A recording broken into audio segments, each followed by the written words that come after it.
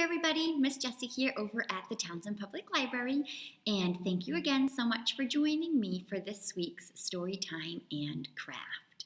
Even though the weather has been so beautiful out and almost makes it seem like it's summertime, it is actually still fall. So I have a really fun fall story to share with you, and it's called A Fall Ball for All. And as we're reading it, you're going to notice lots and lots of animals and critters that live outside in the woods. And they're looking and searching for last-minute nuts and berries. So here we go. A Fall Ball for All by Jamie Swenson.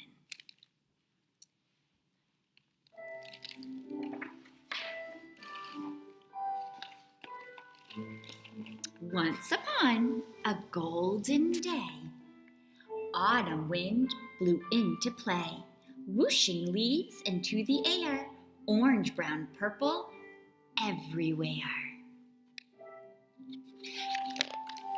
At every burrow, den, and nest, an invitation fell to rest. You are invited, one and all, to the annual Windfall Ball. Geese postponed their grand migration, bears and bats their hibernation. Excitement for the party grew, from great gray owl to smallest shrew. The creatures donned their autumn best, fur and feather primmed and pressed. Coyote groomed, pheasant preened, porcupine shook, autumn cleaned. So they're all getting ready for the special fall party. The nights grew longer into fall as autumn wind prepared the ball. Squall sent pumpkins tumbling round. A breeze shook apples to the ground. The wind has been blowing a lot at my house too, causing all the leaves and sticks and acorns to fall. Gusts and gales and tempest forces set a feat with 7 courses.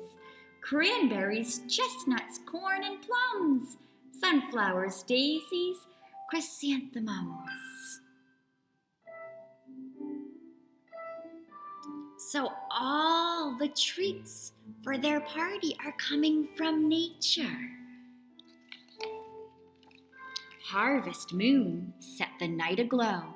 Guests arrived, some fast, some slow, with time to nibble, greet, and play, while festive tunes got underway.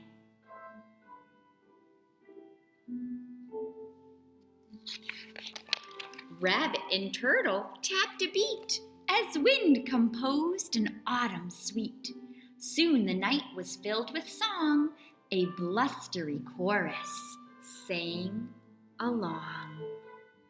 See all the friends gathering and listening to the sounds of nature.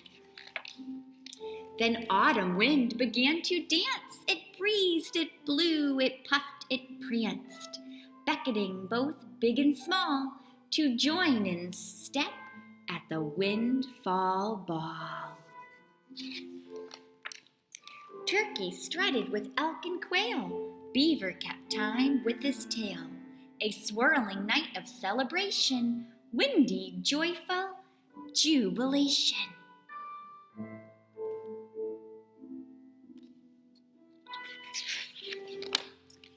In the shindig's happy wake, an autumn treasure for all to take, a windfall feast to a winter's cache, to gobble, bury, store, and stash. So all of the animals are almost celebrating the end of fall. And it's their last time with the windfall. That means when lots of things fall from the trees, all of the seeds and nuts and berries are falling.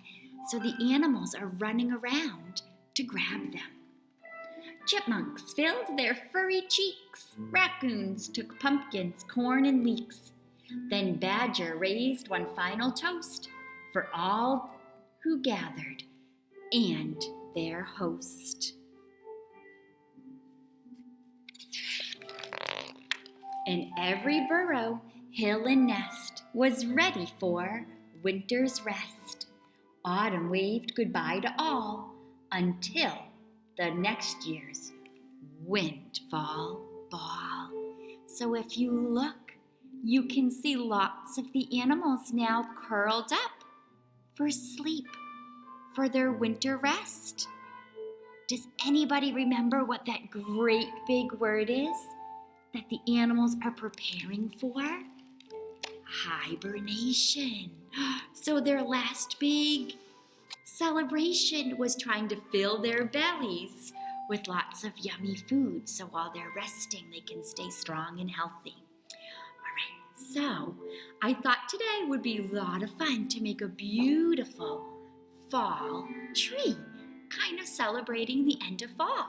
So in your kit, you should have a piece of paper with a tree shape.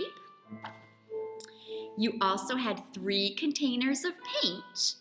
And then our paintbrushes look a little bit different today. They almost look like something you may find at your house in your bathroom. They're Q-tips. So you have 3 Q-tips and 1, 2, 3 containers of paint. So I'll tip you down, and I got my things all ready. You can put your Q-tips in each one. And then, as you're creating, you can think about what you would want your fall tree to look like. It could be one at the beginning of the fall, and it's full of leaves.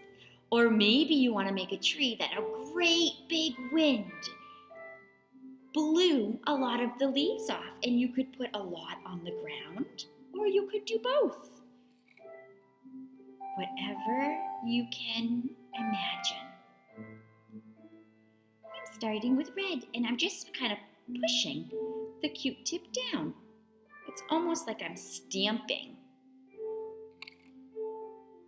to make my leaves. Then I'm going to switch. I'll do a little bit of some yellow.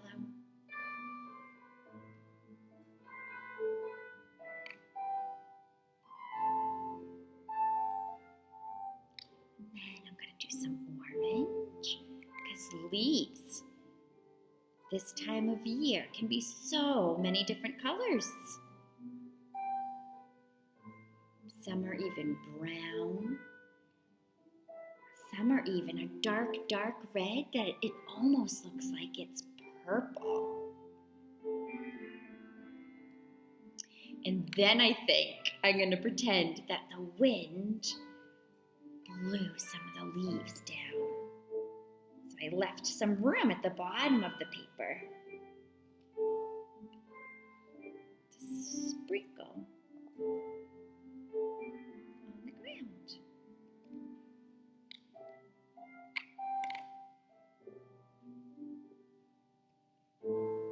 And some right next to the tree.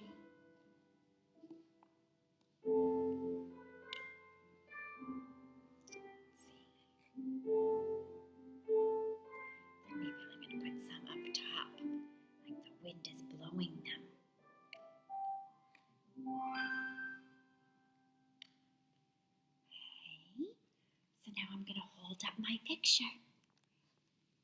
And this is how I made my fall tree. Yours probably won't look the same as mine. And that's okay. That's what makes it beautiful.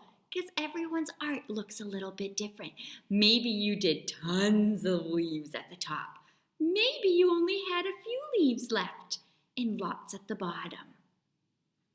Well, thank you so much for joining me today for our story time and craft, and I hope to see you again next week. Have a great day. Bye.